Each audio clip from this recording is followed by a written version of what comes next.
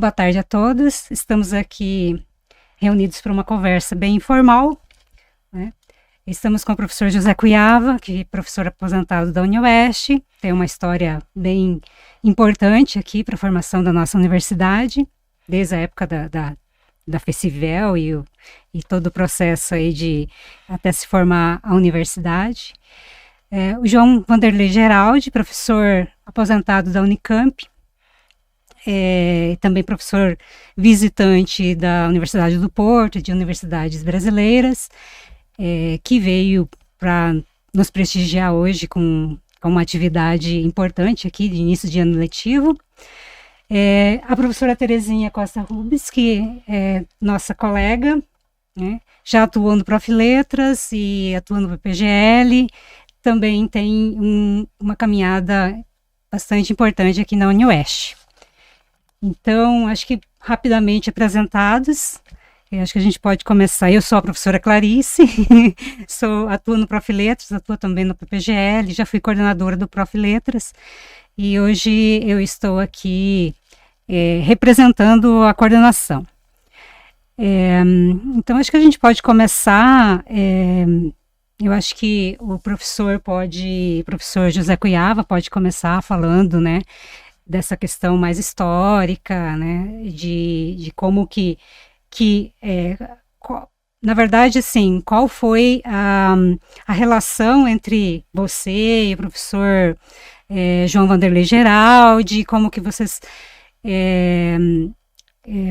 atuaram aqui naquela época, né? Eu acho que vocês podem falar um pouquinho desse histórico. Muito bem. Então, também boa tarde. E eu vou começar mencionando aqui um princípio muito válido para a história, e segundo o qual se diz o seguinte: quem não conhece e não dá muita importância e valor à história, aquilo que já aconteceu na vida, né, não tem bom futuro. Alguém já comparou esse princípio a uma jogada de pedra de bodoque. Quem conhece, quem lembra, na época da funda do bodoque, então quanto mais se espicha a borracha e a pedra para trás, mais longe se joga a pedra para frente. Ou seja, quanto mais se conhece a história, mais longe, mais para frente se vê o futuro e se programa o futuro. Então, eu vou seguir um pouco esse princípio, porque tem toda uma história aqui no oeste do Paraná.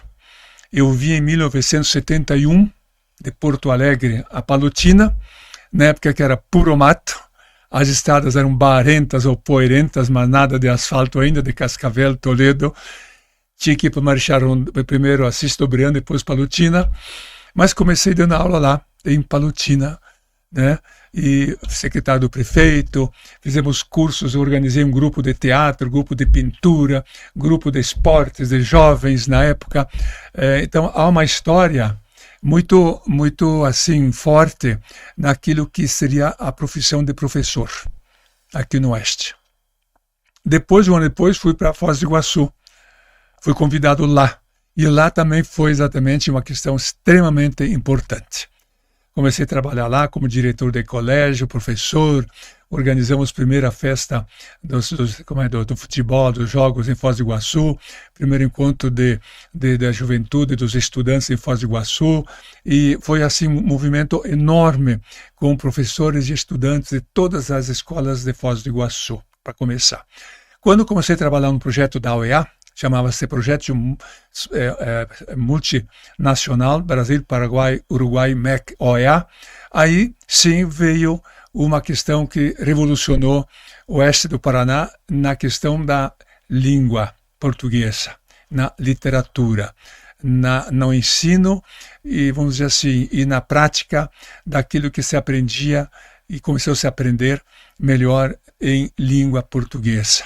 Primeiro curso que foi para Foz do Iguaçu foi um curso para bibliotecários também, professores, não só de Foz do Iguaçu, mas da região. Para quê? Para ensinar como ler na biblioteca, como usar a biblioteca, como gostar de ler, como ter o prazer da leitura pelos próprios estudantes. Foi um curso inédito. Depois veio outro, aí eu digo que foi a revolução da questão da língua portuguesa.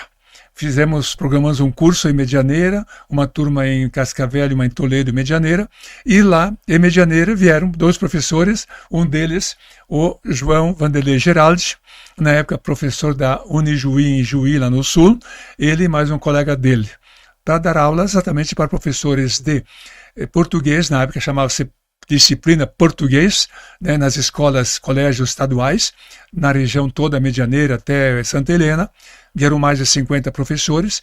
Quando chegou na quinta-feira, o curso começou na segunda, terça, quarta e quinta de tarde, vieram os chefes de Brasília, que eram do projeto MEC-OEA, para visitar. Vamos lá, o professor Armando perguntou para os alunos, professores, né, e daí, gostaram do curso? O pessoal levantou, aplaudiu, bateu palmas, sim, gostamos muito. Mas do que mais gostaram? Do que mais gostamos, porque nós aprendemos a linguística. Nunca sabíamos disso antes. Alguém perguntou, mas e daí agora? O que vamos fazer com a gramática? Alguém gritou, joga no lixo. Porque só se ensinava gramática na língua portuguesa. E aí o que aconteceu? Começou exatamente o movimento, eu chamo isso de revolução de classes escolares, no oeste do Paraná. Por quê? Porque os professores, de fato, desenvolveram atividades com as crianças, alunos, nos colégios estaduais públicos, né, exatamente para a leitura e para a escrita. Motivar, estimular, não passar regras rigorosas, não. Só motivar para que os estudantes gostassem de ler. Literatura, principalmente, poesia, né, histórias, e ao mesmo tempo escrever. Aí começaram também a escrever histórias deles, da vida deles, das famílias deles, quando vieram para cá, no oeste do Paraná, os pais, os parentes, como é que viviam aqui, que histórias eram aquelas, na época ainda das florestas, tinha muito bicho ainda e coisas muito difíceis de viver aqui. Então foi já o início, em 1977, com a presença, então, na época, um dos professores do João Vanderlei Geraldi. Aqui em Cascavel, outro, um colega dele, o Círio Pocente, quem está hoje também na Unicamp. Enfim, começou um grande projeto aqui. Quando chegou em 79 e 80, nós já produzimos o que daí? Começamos a trazer cursos também de Curitiba e produzimos uma cartilha própria. Uma cartilha própria para alfabetizar as crianças também com o quê? Com as palavras baseadas no Paulo Freire, né? E criamos uma cartilha própria, com desenhos e palavras. Em vez de ensinar o A, E, I, O, B, Ba, Be, Bi, Bo, começamos a ensinar o quê? Bola para as crianças.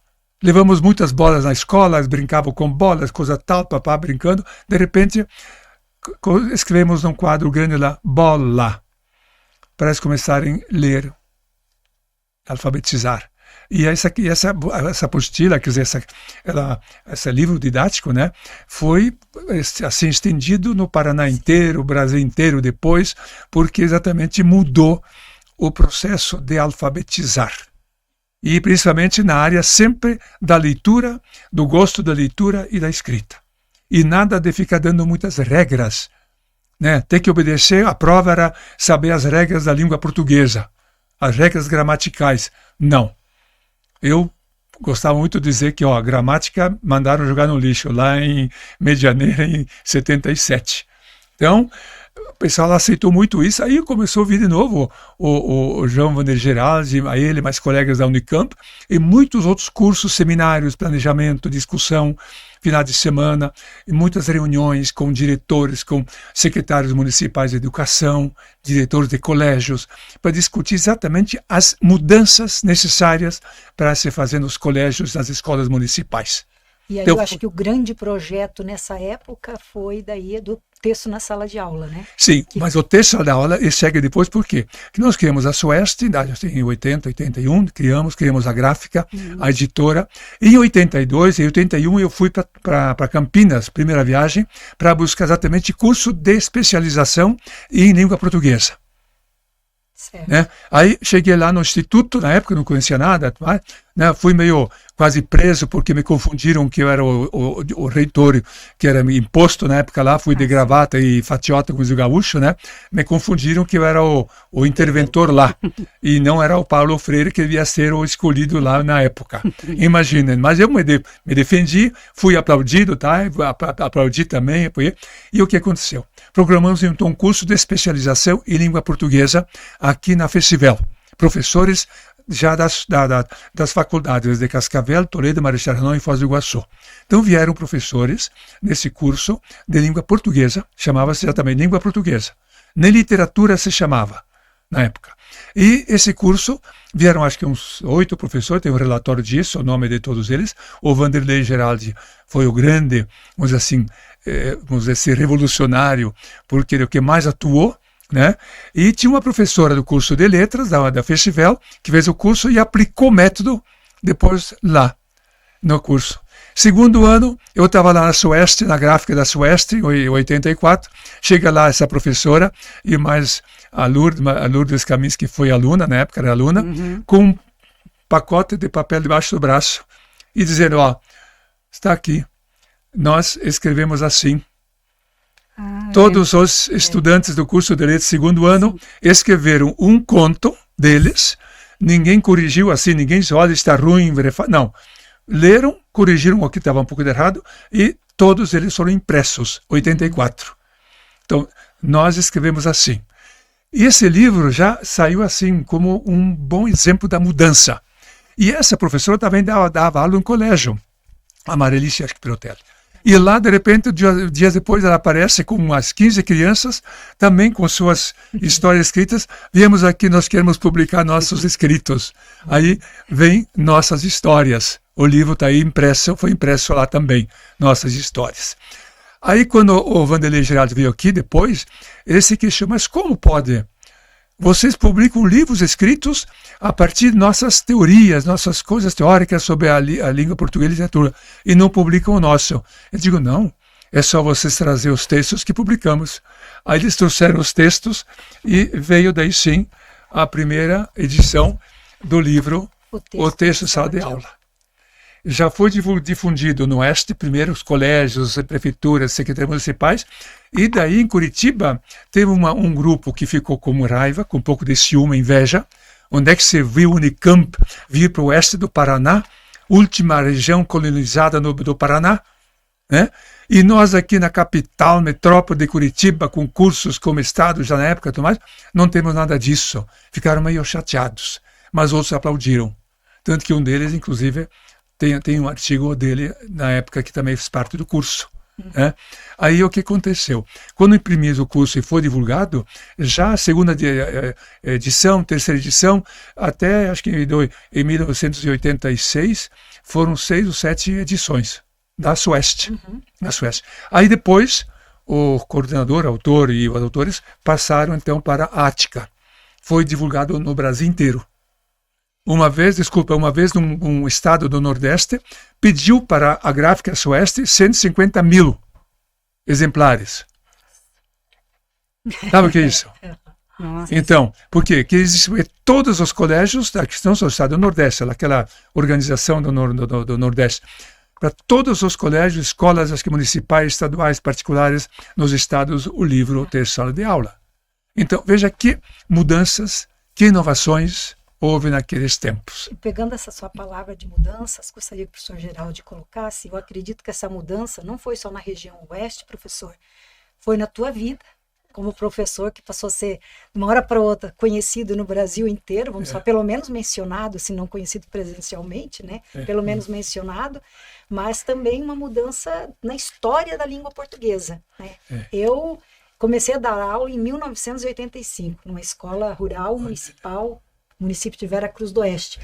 Eu, você vê, em 85, esse livro não tinha chegado lá ainda, mas já alguns reflexos dele já se sentia, ou já chegava para nós algumas conversas do tipo, não se pode mais alfabetizar com a cartilha, tem que se alfabetizar a partir do texto. Então, quer dizer, começava a chegar para nós que não tínhamos noção do que estava acontecendo ainda lá no interior, né? Mas já estava chegando. Como é que foi isso na tua vida? Eu gostaria que você falasse um pouquinho sobre isso. Olha, a preocupação com o ensino, a preocupação com a escola, para mim, sempre esteve presente.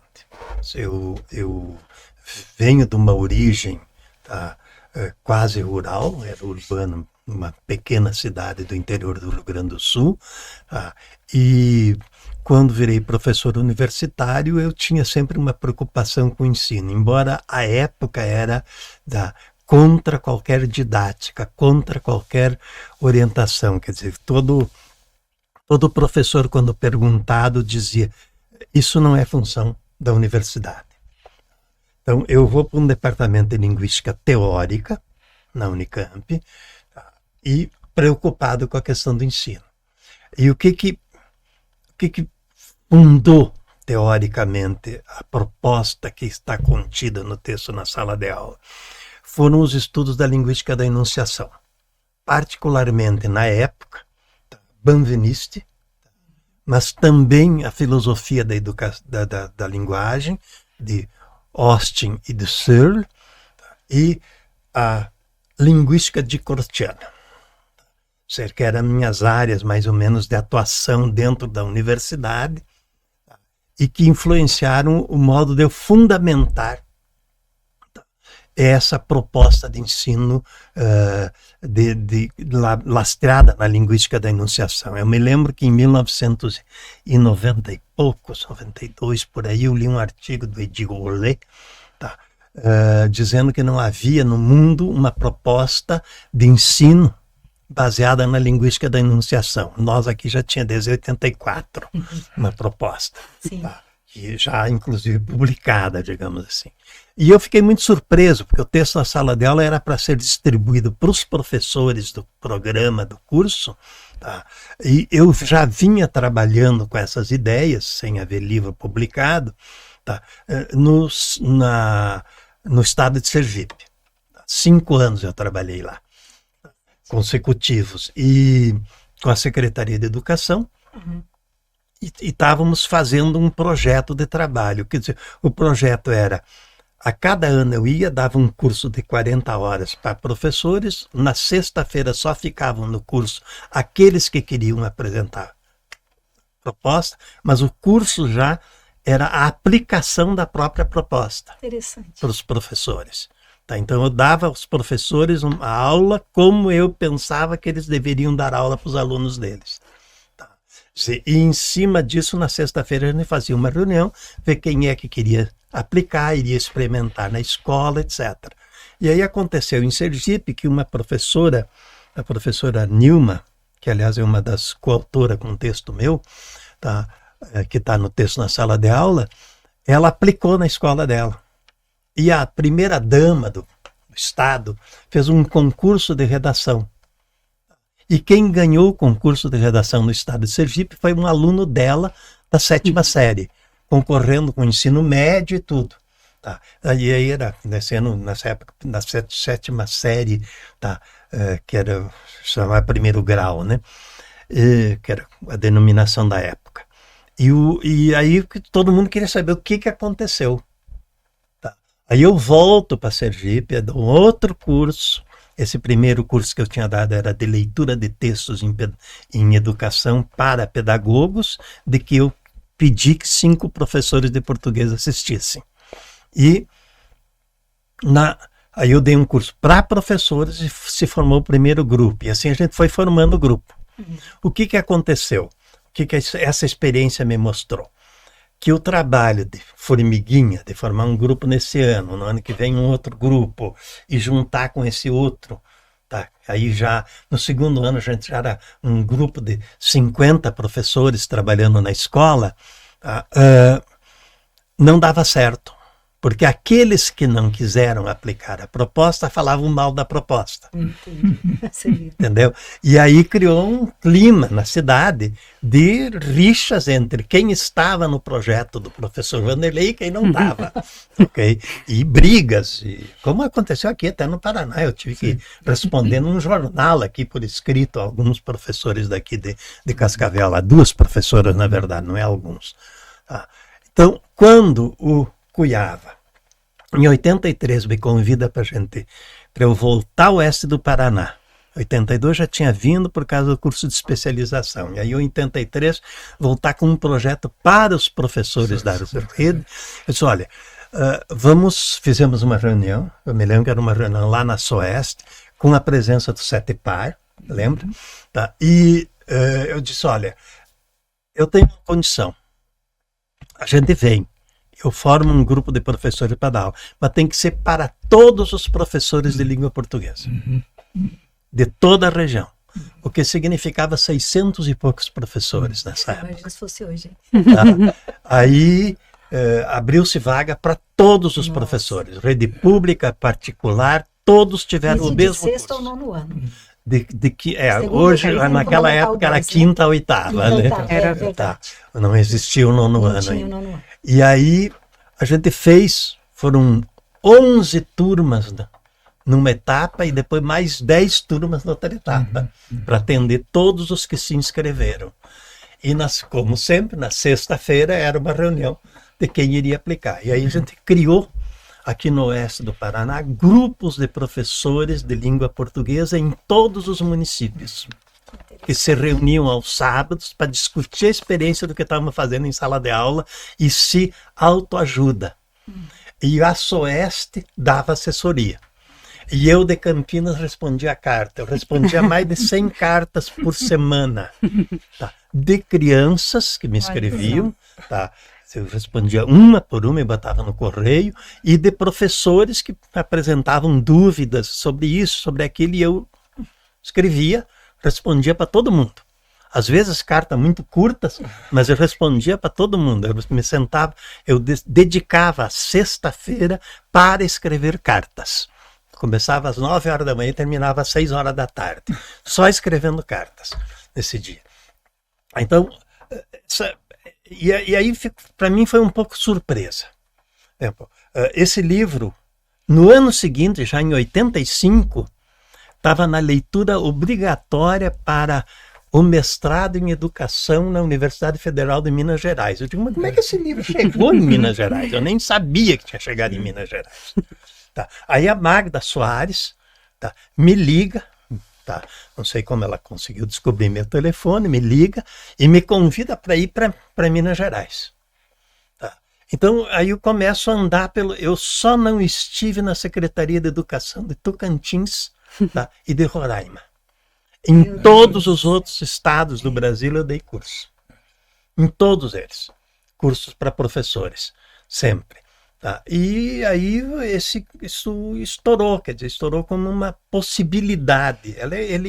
O texto oferece uma possibilidade. Tá. Ele não define cada coisa que o professor deve fazer, mas propõe 3 práticas.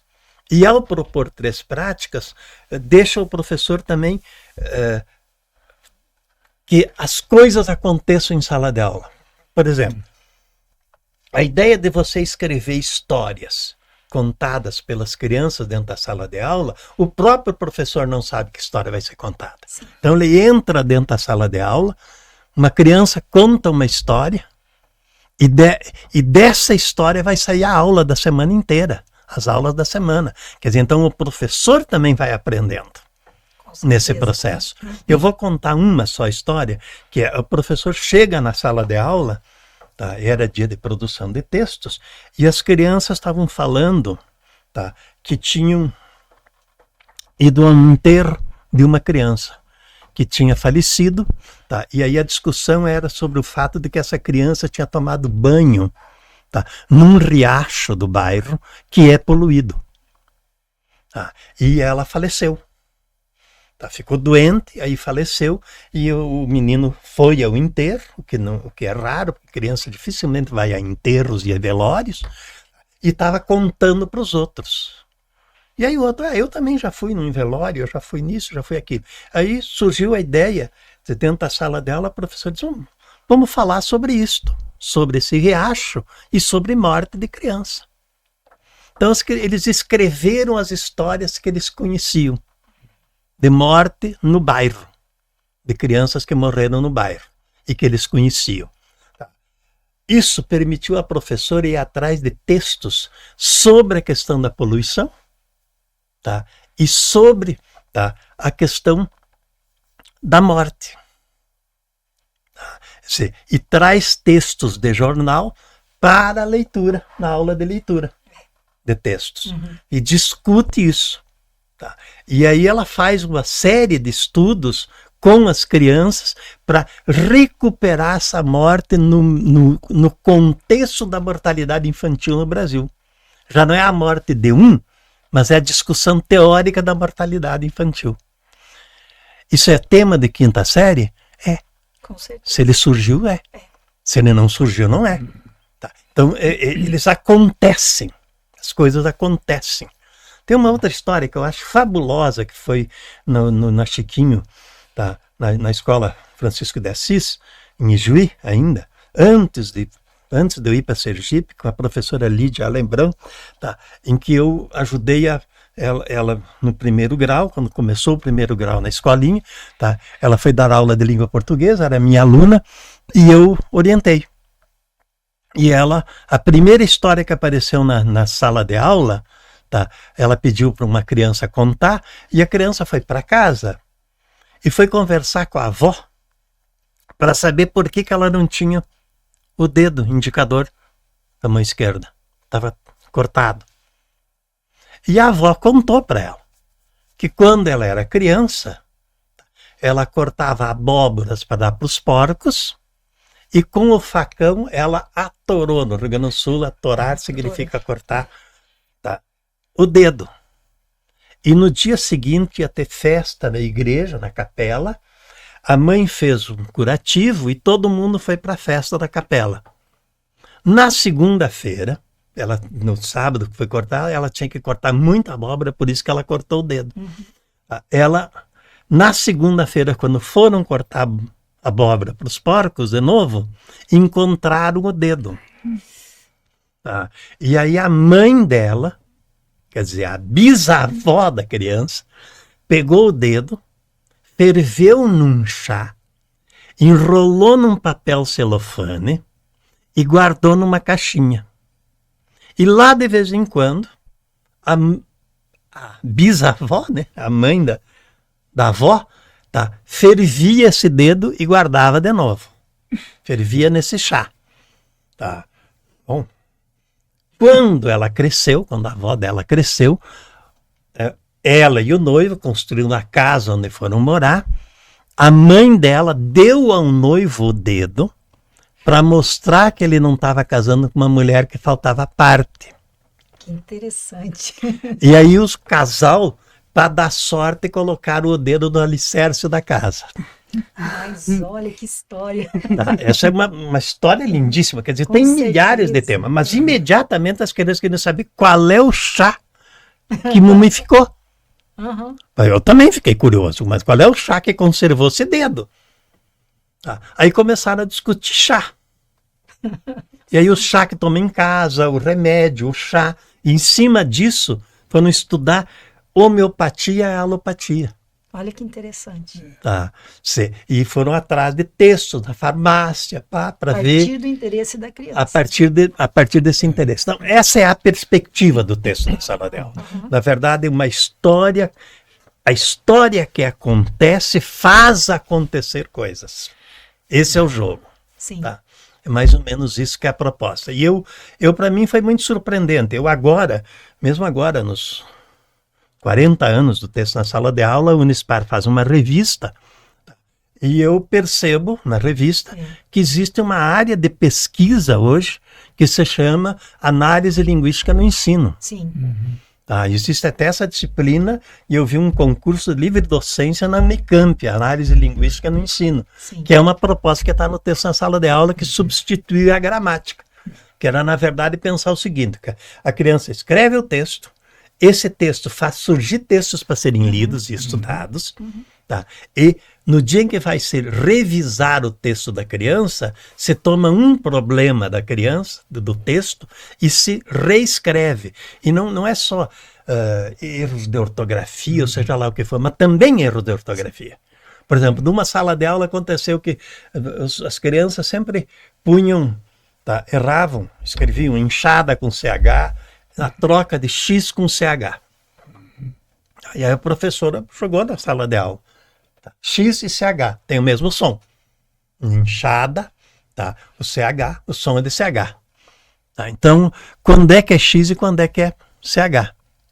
Tá? Aí as crianças, ela botou um montão de palavras no quadro, as crianças fizeram uma regra. Sempre que tem N antes, é X.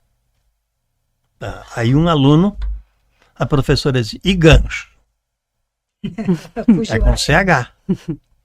Escreveu gancho, é com CH. E tem N.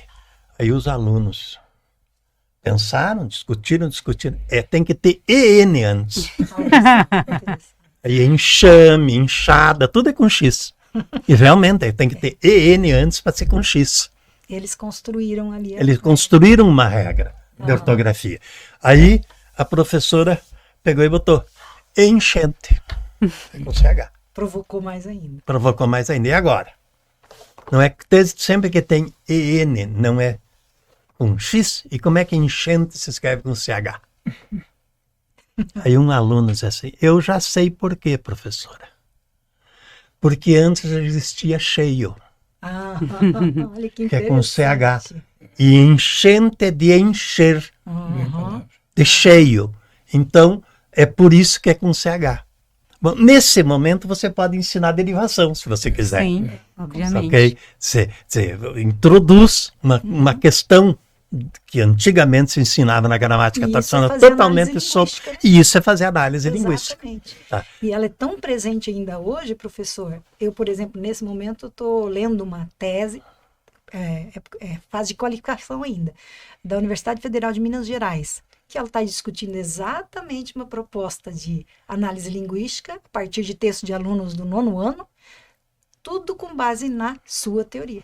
Então, eu fiquei surpreso, quer dizer, que hoje existe uma área, quer dizer, essa ideia que no oeste do Paraná foi o maior grupo em que se trabalhou, virou hoje uma área de pesquisa na pós-graduação. Como área de pesquisa. Isso para mim me surpreendeu. E também me surpreendeu, por exemplo, esse livro aparece na bibliografia, tá, de concursos públicos de professor, há perguntas em cima desse livro, inclusive, não é só tá na bibliografia, ela aparece nas próprias perguntas. O que aconteceu na história do Brasil, então? Assim, nós estávamos fazendo esse trabalho, que ideia tem nesse trabalho? É você fazer uma mudança de baixo para cima. Quer dizer, trabalhando com os professores, tá? E a partir do que está mudando na escola, você pensar um currículo nacional.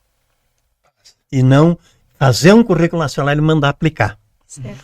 Quando Paulo Renato assume o Ministério da Educação, o reitor, ex-reitor lá da Unicamp, meu colega, o Paulo Renato, tá? Qual era o compromisso dele? O compromisso do Paulo Renato, que vinha do BIRT, para o Ministério da Educação, ele é um economista, tá? Ele era aplicar as avaliações de larga escala. Aí quando foram aplicar as avaliações começaram inclusive no ensino superior, não começaram no ensino básico, tá? Que era o provão, chamavam de provão nessa época. Tá? Aí fizeram, tá? Quando foram pensar como fazer o exame de avaliação de larga escala no ensino básico, tá? Não existia uma proposta nacional, um currículo mínimo, digamos assim. Em 85, o presidente José Sarney, nomeou uma comissão para criar, tá? Logo depois que termina o período da ditadura civil-militar, tá? Criar um currículo nacional para o ensino de língua portuguesa. Tá? Era uma comissão composta pelo Antônio Wais, pelo Celso Pedro Luft, pelo Celso Cunha, pelo Abigar Renault, presidente da Academia Brasileira de Letras, e eu entrei na tal de comissão. Eu fui nomeado para a comissão, eu levei o maior susto quando me ligam lá para casa, para o telefone, tá? Dizendo, aqui é do Gabinete Civil da Presidência da República, a gente precisa falar com o professor João Vanderlei Geraldo. Eu peguei e desliguei o telefone. Óbvio, isso é trote, né? do Gabinete Civil da Presidência da República. Tocou de novo, eu atendi. Não desligue, que é de fato do gabinete. Tá bom, eu aceitei participar da comissão, junto com Aurélio Buarque de Holanda, tá, com esse pessoal. Digo, meu Deus do céu. Tá. E quando a gente chegou nas reuniões, eu defendi que não se fizesse currículo mínimo. Defendi que a gente deixasse o movimento ir produzindo currículos. Aí surgiram os planos estaduais de educação, surgiram os planos curriculares do município de São Paulo, que eu assessorei a confecção na área de linguagem, tá? E surgiram os planos estaduais, mas não tinham um nacional. Então, quando o Paulo Renato vai fazer a prova de larga escala, não tem como se basear a prova. Aí surgem os parâmetros curriculares nacionais. Em 98. Eu fui convidado para participar dos parâmetros e eu me recusei absolutamente. Você começa com a noção de parâmetro. Parâmetro é aquilo que a gente usa para medir. E a proposta do texto chancelar não tem nada a ver com medir. Tá?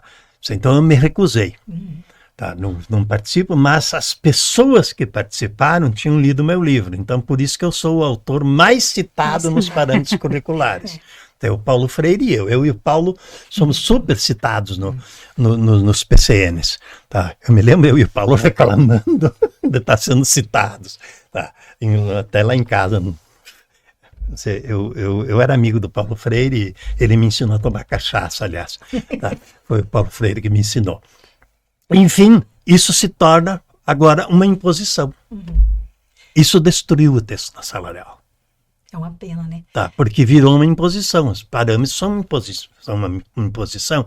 E numa linguagem que ninguém compreendia. Tá? Os professores não compreendiam. E aí, como não compreendiam, veio os parâmetros em ação, depois veio as matrizes curriculares, todas essas porcarias. Tá? Eu me lembro quando me convidaram no MEC para eu ir lá para fazer os referenciais, tá? Os referenciais para avaliação, tá, do processo de alfabetização. Eu digo, senhor, uma comissão é isso mesmo. Eu digo, quais são os outros membros da comissão?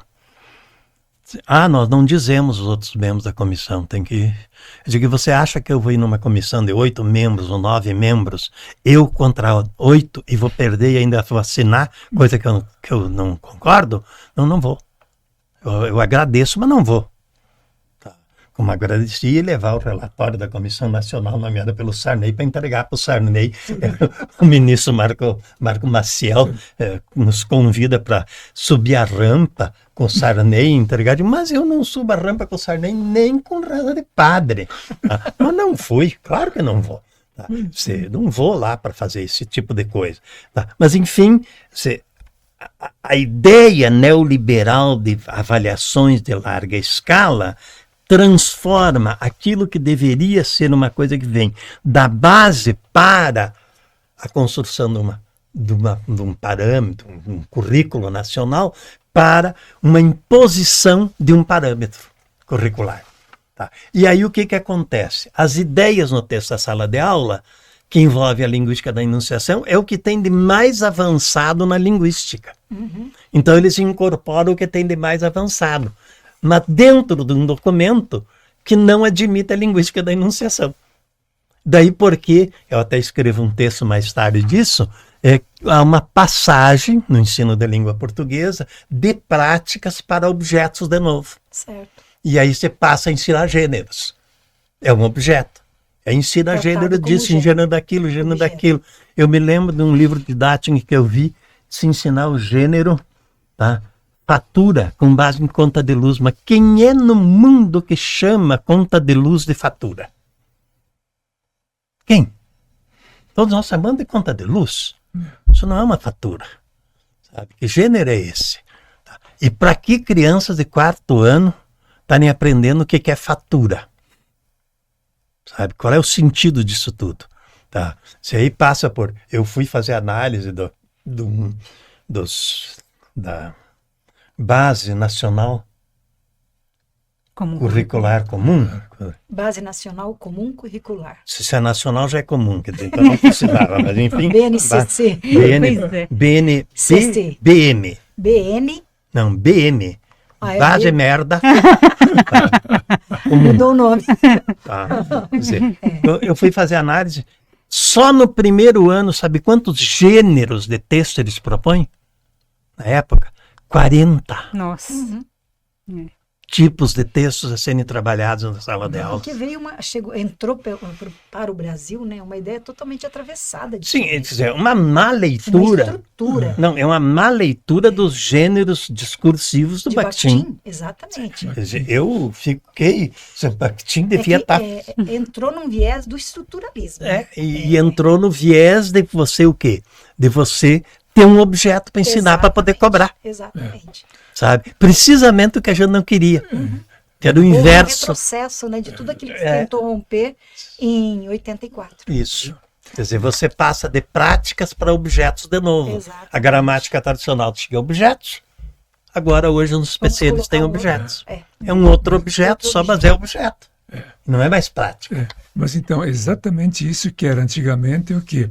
Ter o quê? Uma disciplina, os conteúdos da disciplina, no fim do mês a prova, e quem não respondesse de acordo com os conteúdos que já foram ensinados, decorados, memorizados, tá? Estava errado. Se alguém quisesse interpretar quer dizer, adicionar alguma coisa que não fosse daquele conteúdo ensinado e aprendido na escola, estava reprovado. Então, isso foi uma prática nacional muito terrível. Com essas mudanças, quando veio para cá na época do português, língua portuguesa, a linguística e não a gramática, Sim. foi a grande mudança. Foi. Então, agora, depois com, talvez a tecnologia, eu digo assim, o equipamento, maquinaria planetária, mudou de novo. Por quê? Porque só vale aquilo que está no programa e que é preenchido de acordo com o sistema aquele programa. Se você escreveu alguma coisa, se não fora do quadrinho, daquela linha, do texto, do título, está errado. E hoje, até as universidades acabam sendo avaliadas nesse sistema. O controle. Então, essa universidade programada que a Chauí já escreveu antigamente, né, está voltando muito, e o que me preocupa muito, embora tenha aposentado, é que parece que as universidades hoje não estão muito preocupadas com isso, não estão nem, como é que se diz, tentando fazer uma análise crítica desses exames e mostrar para o público, para a imprensa, o que é que está errado, o que está certo nesses programas e o que tem que ser mudado disso tudo. Não pode ter universidades que tinham nota 5, a máxima, boas, de repente passam para nota 3, 2, demais, e mais. Será que os cursos, a pesquisa, em 5, 6 anos, decaiu tanto assim? Para mim foi o quê? O sistema de avaliação, que é esse do programado, universidades programadas, só daquele papel, naquelas condições, naqueles valores de pesquisa, de ensino, de coisa, se não responder. Piorados pela plataforma. Acabou. Pois é, isso que eu ia dizer. Piorado pelas plataformas. Todo esse trabalho, toda essa efervescência que aconteceu, e você chega hoje, o professor vai estar na sala de aula, ele não tem autonomia.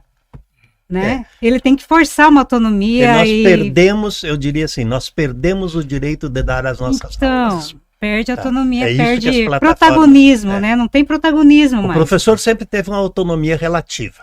Tá. Mas relativa porque ele está dentro da sociedade. Exatamente. Ninguém é autônomo totalmente numa sociedade. E tem os parâmetros, tem BNCC, enfim. Né? Mas tem indicações, tem orientações, tem o passado que tem que ser pensado, do esticar o bodoque, tá, okay? Mas o que as plataformas fizeram foi nos tirar o direito de dar as nossas aulas. Exatamente. Nós não damos mais aulas. O direito do nós professor hoje somos pensar, tarefeiros, planejar, né? Hoje nós somos professor tarefeiro, então quando falam que está mal a educação, é mentira o que os testes estão falando.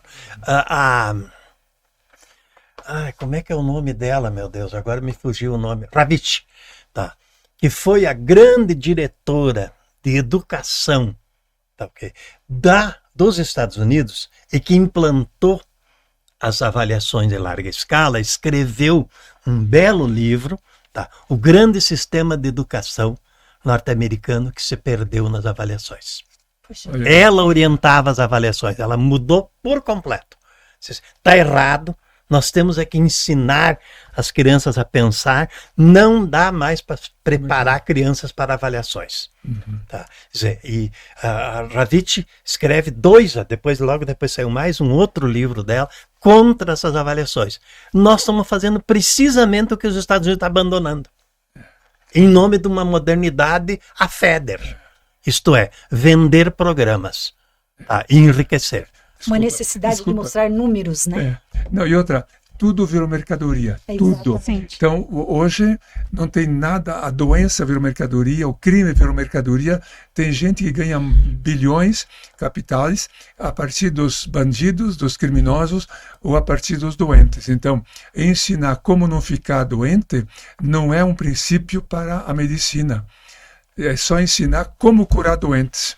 Quanto mais doentes, com mais dinheiro, mais ricos, melhor para quem? Os hospitais, as clínicas, os laboratórios, as farmácias, os profissionais ganham mais. Mesma coisa os presos. Quanto mais bandidos, mais helicópteros, mais soldados, mais vamos dizer, policiais, equipamentos, carros. Quer dizer, alguém está ganhando com o crime. Então, eu diria assim, só para assim, provocar um pouco também aquilo que o Vanderlei falou. O Ítalo Calvino ele propõe uma coisa muito importante. Ele não era um professor educador, mas era um grande literário, né? Ele diz assim, ó, nós vivemos hoje uma sociedade da imagem. Tudo vale imagem ao vivo de preferência. Tem imprensa, a televisão mostra às vezes num dia 20 vezes um acidente, 20 vezes uma morte de alguém que matou. Quer dizer, então é o tempo e civilização da imagem. Agora, diz assim, precisamos instituir, criar, produzir, formar uma sociedade da imaginação. E diz, e a pedagogia precisa ser exatamente a grande formadora dessa nova sociedade da imaginação, da criatividade, da consciência. Eu digo, não, a consciência... Por exemplo, tem aqui em Cascavel, na Avenida Brasília, vai ter mais de 30 radarzinhos para pegar o excesso de velocidade ou transgressões de trânsito. Eu digo assim, o que tem que ensinar para as crianças nas escolas e nas famílias, nas igrejas, o que é que as crianças têm que não cometer erros, não roubar nada, não ir no banheiro, nem sujar as paredes no banheiro. Quando tem radar, tem uma câmera, não faz. Se não tem, quebra. Mija fora do vaso de propósito. O motorista, onde tem radar na coisa que aparece, ele vai a 80, radar 80. Passou o radar a 150. Então, o radar dele tem que ser a consciência dele. A formação da consciência e não do equipamento que vigia. Esse vigiar e punir, que o Foucault já na época já escreveu né, e ele condenou também, né, parte, né, quer dizer, ele hoje está em alta, vamos dizer, o alto valor. Verdade. O vigiar para punir, castigar. Então, acho que nós da educação, nós da pedagogia, letras, literatura, principalmente, né, essa questão que exatamente deve formar as consciências dos estudantes, dos professores, porque nós formamos os professores depois para dar aula lá no município, no estado, e eles precisavam ensinar lá nas escolas esses princípios da pedagogia, da imaginação e não do controle. Perfeito. Então, eu queria assim não concluir, mas dizer que acho que isso é fundamental para nós, é nosso compromisso. E aí, aproveitando essa questão da formação de professores, eu gostaria que o professor Geraldo falasse um pouquinho do Profiletras, né? Eu sei que você fez parte dessa idealização do programa, desse pensar o programa, né? Não. Então, só que não ajudou a construir depois, não, né? Não, eu não fiz parte deste comissão, programa, né? nem da comissão, nem nada. Pensar, aliás, nós né? fomos excluídos. Todos os que falavam sobre ensino foram excluídos pelo presidente Abralim para construir um curso de formação de Saci Pererê.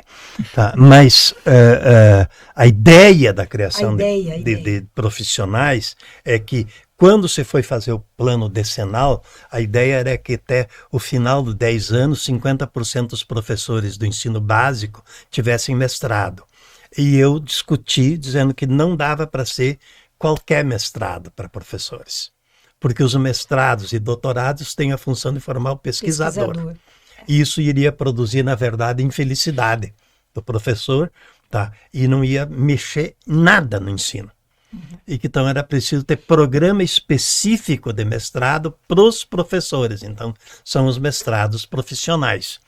Tá?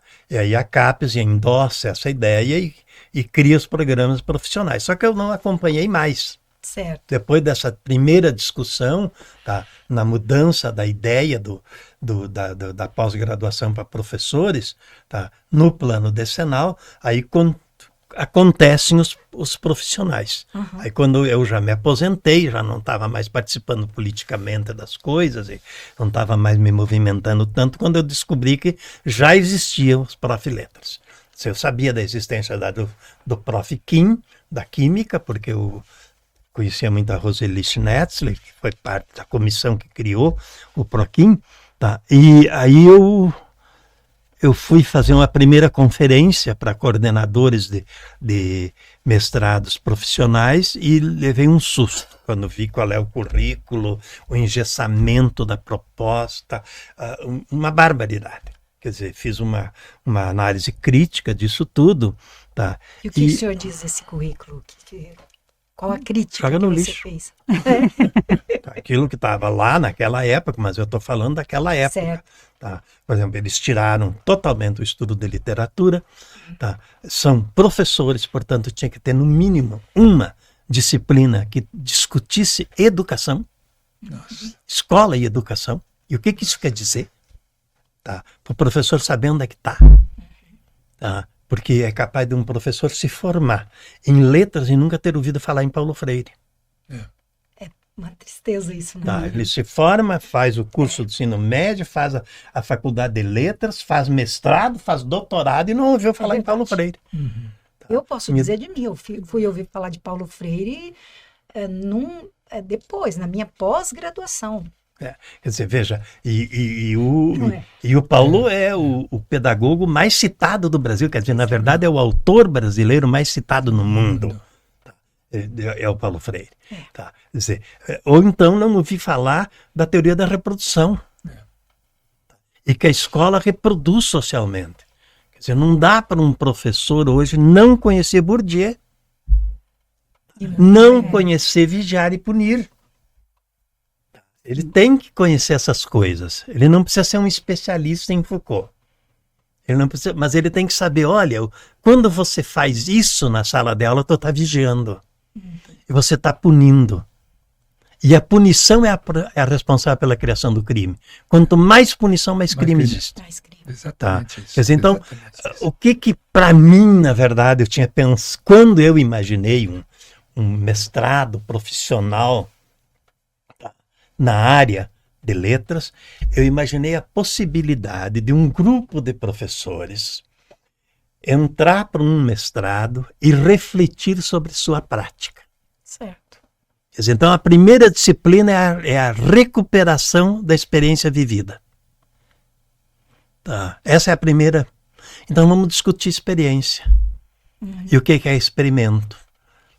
E o que eu acho hoje, já que eu estou aqui a convite do Prof. Letras e quero me dirigir agora aos mestrandos do Prof. Letras.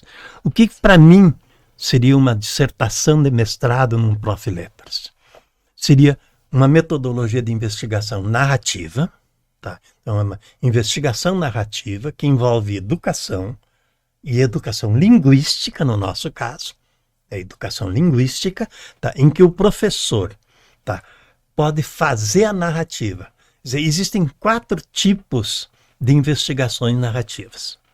A primeira investigação narrativa é aquela em que você quer saber o que é que aconteceu de um evento.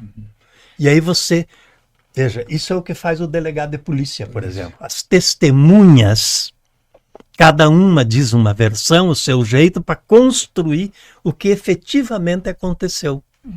Tá? É buscar o que aconteceu. Mas também você pode pensar, quando você pensa isso em buscar o sentido, o verdadeiro também, aquilo que eu imponho como sentido do que aconteceu, que é como está se usando muito hoje na política. Isso é narrativa. Tá. Que na verdade é uma versão. das coisas. Sim, Tá? sim, claro. Quer dizer, uma narrativa é uma versão. A busca da verdade é não ficar numa narrativa, mas em várias narrativas. Quer dizer, então, o que o sistema de redes sociais está produzindo? As bolhas, e nessas bolhas só existe uma Uma narrativa. narrativa Tá? única. Tá? E essa narrativa única não é a verdade. Sim, Nunca é a verdade. A narrativa única nunca é a verdade. mas Tá. é tratada como verdade. Mas é tratada como verdade. Tá? Quer dizer, então você tem um tipo de investigação que é esse. Olha, na escola tal aconteceu tal fato. Então eu vou atrás disso para ver de fato o que aconteceu. Eu vou atrás das testemunhas, isso e aquilo. Tá? Quer dizer, isso seria um tipo de dissertação de mestrado para mim do Prof. Letras. Eu queria saber o que de fato está acontecendo na escola. Interessante. Como é que ela é? Um outro tipo de narrativa, que é a investigação narrativa, é a biografia e a autobiografia. Quer dizer, quando você faz uma biografia, você investiga a vida da pessoa, etc. Tá, ok? Quer dizer, e documentos e tudo. Uma autobiografia é a mesma coisa. Mesma coisa. Tá? Então você pode ter um tipo de investigação narrativa. Existe o pacto autobiográfico e tudo, que envolve teorias de biografia e de autobiografia. Mas existe um outro tipo, que é o único, infelizmente, que o Prof. Letras abraçou e que é o pior. Tá? Que é o relato do experimento. Tá? Que é você... Eu me lembro que nessa conferência que eu fui fazer lá em Natal, os Prof. Letras, que a coordenadora dos mestrados profissionais dizia: uma dissertação de mestrado profissional deve pôr um produto no mercado. Vá merda. Agora mudou o nome para recurso educacional, mas até 2 anos atrás Era é produto. Uma sequência didática é um produto. Okay? É uma sequência didática, Mudaram essa o coisa nome horrível que essa chama sequência didática, que a linguística aplicada reintroduziu no Brasil, esquecendo a crítica que se fez, tá, ao tecnicismo em educação nos anos 70. Porque mostra burrice, absoluta burrice, tá, por não prestar atenção à história para fora do seu enquadramento, tá? E volta com as sequências didáticas que são, na verdade, o quê? Tecnicismo em educação. Que nos anos 70, na reforma dos milicos da educação, estava em voga. Então aí você entra hoje no sistema do MEC, tem várias sequências didáticas para você aplicar na sala de aula. Isso não é ter direito a dar aula. Isso é tarefeiro. Não fica é uma plataforma. Não é muito diferente do que acontece nas plataformas. Quando você é vai lá, plataforma. acessa a aula já pronta e... Tá pronto. prontinha ali, Tá. só o Então, professor esse tipo de relato, tá, que é também uma narrativa, é a narrativa de um experimento. Mas veja, experimento não é experiência. Okay? Experiência, como diz o Jorge La Roça, é aquilo que se passa conosco, aquilo que nos acontece, aquilo que, eu quando fui traduzir, eu traduzi assim, aquilo que se nos passa, tá? Que nos marca, da qual nós saímos outro. Tá? A experiência em si é intransferível, mas a narrativa da experiência transfere a experiência. Tá? E aí você tem uma experiência vivida, tá? E essa experiência vivida você pode narrá-la. Tá? Então, nesse sentido, o que eu esperaria como uma dissertação de mestrado de Prof. Letras é que o professor narrasse a sua experiência, mas não ficasse nela, porque isso ainda não é a dissertação. Narrada a experiência, eu tenho que buscar qual é a lição que essa experiência me deu. E a lição é a tese. E essa lição à luz das teorias que ele buscou no programa. Que ele buscou no programa. Eu dou um exemplo disso antes de passar a palavra com ela. A professora Maria Emília Lima, tá? Cacheta Lima, de Minas Gerais, que tem um livro publicado que se chama Os Sentidos do Trabalho. Ela é uma professora de Química. Ela tinha um trabalho com os professores de Química da cidade pertinho de Belo Horizonte, e tinha um trabalho, os professores de Química se reuniam no ensino médio, tá? E estavam escrevendo aulas e se preparando aulas juntos e tudo, era um grupo, tá? Que estudava juntos e que davam aulas de química na escola. A Secretaria de Educação no município suspendeu o programa. E ela estava fazendo doutorado sobre esse programa. E ela era orientando a minha mulher. Aí ela disse, eu perdi o meu objeto, agora eu não tenho mais tese para fazer, porque não tem mais o programa. E aí a Corinta disse assim, então está na hora de você conversar com o Vanderlei. Tá bom, então vamos lá. Bom, eu me lembro que eu, nessa época, tinha recém-sofrido um infarto, eu caminhava num parque lá em Campinas, e eu disse, o meu encontro contigo vai ser nós caminhando no parque. A coitada da Maria Emília, com sapato de salto, caminhando, 1.700 metros, mais 1.700, mais 1.700 metros, dava de língua de fora. E eu, na primeira, entrando na conversa, conte para mim o que você tem. Aí ela contou que terminaram com o projeto dela, tá bom. Conta mais. 1.700 metros, ela contando. Aí, bom, o que mais que tu tem para me contar? E o que você acha do porquê que a Secretaria de Educação acabou com o programa de formação? É um novo prefeito, uma nova secretária, e quer fazer os seus próprios programas. Não. Um professor na escola que é diferenciado dos outros professores, que não segue a plataforma, ou que não segue o livro didático, e que não dá a aula que todo mundo dá, mas que faz diferença na sala de aula, mostra para os alunos que os outros professores não fazem o que devem fazer. Incomoda, né? Incomoda. Então, na verdade, vocês foram silenciados. Sim. Este é o problema. A lição a tirar é do silenciamento. Vocês foram silenciados em nome de outro programa. Tá? Então, vamos discutir o silêncio do professor. Como é que um professor entra na escola? Eu me lembro quando eu me formei. A gente chega cheio de vontade de fazer isso, fazer aquilo na sala de aula e vai se conformando, e vai se abaixando, e vai baixando a Cristo, até que a gente entra no brete de todo mundo. Tá? Então, é isso que eu acho que seria uma dissertação de mestrado no Prof. Letras. Eu narrar minha experiência, refletir sobre ela, tirar daí uma lição e ir buscar as fundamentações dessa lição. Porque é isso que eu posso passar da experiência para os outros. Isso é um produto. Mas é um produto civilizatório, não é um recurso. Faz diferença. Isso é civilização, isso é avançar. Isso é avançar na ciência, inclusive. Nas ciências do ensino. Porque o Prof. Letras está trabalhando com o ensino. Sim. Tá? Então, nós não podemos esquecer a escola. Tá? Esse seria o meu recado, digamos assim, aos estudantes que estão ingressando no Prof. Letras, tá? Já que é o Prof. Letras que me convidou para vir aqui hoje. Claro. Tá bom?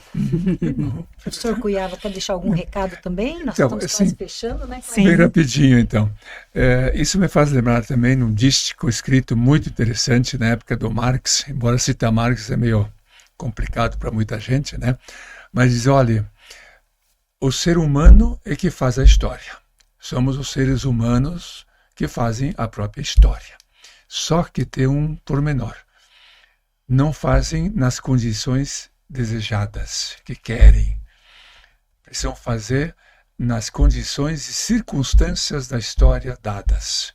Então, fazer hoje essas propostas temos dificuldades, né?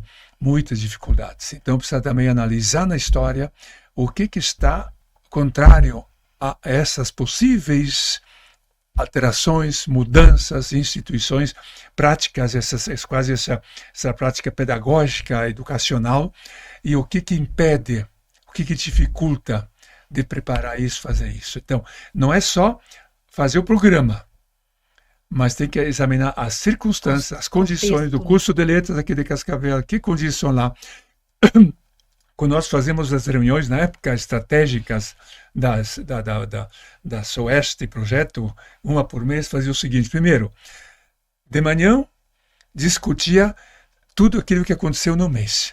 Os planos foram realizados, não foram realizados, por que não foram realizados, que condições, que resultados teve. Fazemos uma autoavaliação do que aconteceu no mês. À tarde, nos reunimos e fazíamos o quê? A proposta para o mês seguinte. O que vamos fazer a partir do que fizemos, do que aconteceu, o que precisa mudar, e vamos fazer no próximo mês.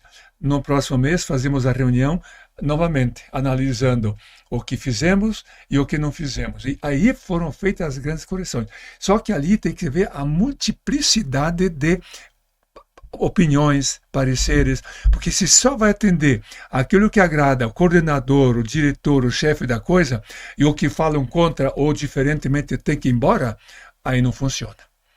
Então, a oposição, digo assim, a oposição, ao contrário, é o que faz a grande força de uma dinâmica para se fazer as coisas para frente. É que nem fazemos assim, o que faz na época, construir estradas possíveis de descer um morro, uma vala lá do Rio das Antas, cheio de morro, de sidonas, um rio lá embaixo. Era o quê? Era fazer a estrada em zigue-zague. Em zigue-zague. Quer dizer, então tinha que fazer também na opção, na proposta daqueles que pensam ou andam o contrário da gente, que hoje tem muitas teorias, muitos métodos, muitas concepções, muitas ideologias, muitos interesses diferentes do outro, aqueles que querem enriquecer de tudo que jeito com o bem público comum. Os poucos que querem enriquecer, buscar capital nacional e internacional, às custas, inclusive, de não pagar imposto, destruir as coisas, derrubar as coisas, fazer as coisas sem controle, sem nada, para ficarem ricos. Então, a gente vai ter que analisar um pouco a nossa sociedade também. Fazer análise de conjunturas do que está acontecendo no local, na região, no estado, nacional e internacional. Em que épocas estamos? Digo, nós estamos hoje num populismo de extrema-direita que é marcante, que é altamente prejudicial para tudo. Não ensinem partido político na sala de aula, na escola. Escola então, sem partido. Uma escola de qualidade para os filhos de pobres da periferia é gastar dinheiro à toa, dizia a Globo. Lá no Rio de Janeiro, com os brizolões na época. Brizolões era para dar educação de primeira qualidade para os favelados. A Globo diz que Brizola está gastando dinheiro, nosso dinheiro à toa, com filhos de bandidos. Não é que você viu? Não pode. E isso nós precisamos analisar.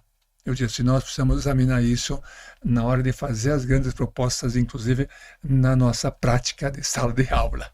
Precisamos conhecer essas conjunturas aí. Isso não é um recado, é uma visão, uma proposta que eu quero morrer, não sei daqui quanto tempo, mas eu não vou parar de querer transformar, criar um outro mundo que eu acho que é possível. Outras categorias, como se diz, aqueles programas necessários para a grande mudança. Precisamos de uma nova sociedade para este mundo. Eu acredito e vou lutar por isso até o fim da minha vida. Digamos que nós não podemos esquecer que a grande meta é a mudança da sociedade para que tenhamos uma sociedade onde a pobreza não exista. Sim. E aí, nesse contexto todo, eu falo do lugar de professora. Uma professora que acompanhou toda essa trajetória que vocês colocaram aí. Como eu disse, comecei lá em 1985. E assim, como essas discussões chegam até nós? Muito fragmentada, muito diluída.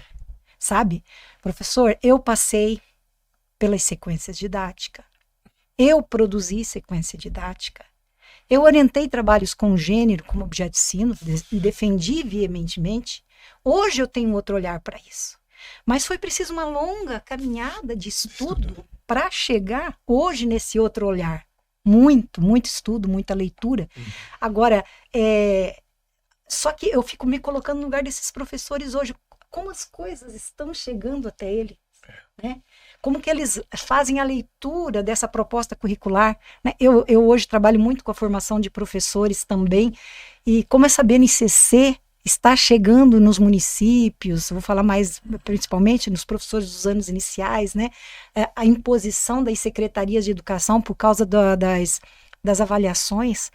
Os professores de 5º ano, eles são adestrados a trabalhar com os alunos para que os alunos tirem boas notas nas avaliações. Exatamente. Sabe? Então, ser professor no momento atual está sendo uma das tarefas mais difíceis. Eu não diria no momento atual, eu digo a vida toda.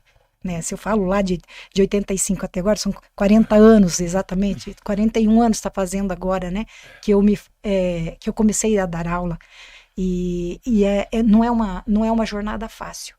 Exatamente por essa dificuldade dos professores receberem ou terem a oportunidade de estudar, de ler, de refletir, de formar uma consciência crítica.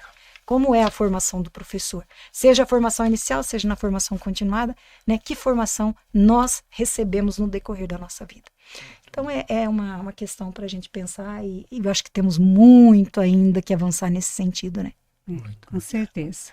Foi uma conversa muito produtiva e inquietante, né? Teria muito mais. Teria muito mais. A gente poderia ficar a tarde toda aqui conversando, mas chegamos ao fim, então, dessa conversa rápida. Eu gostaria muito de agradecer ao professor Cunhava, ao professor Geraldi e à professora Terezinha. E a você também, Clarice, que ficou aqui conosco. Então, acho que foi muito, muito interessante. Okay. Parabéns, Okay. parabéns. Obrigada. Obrigada a todos nós. Obrigado.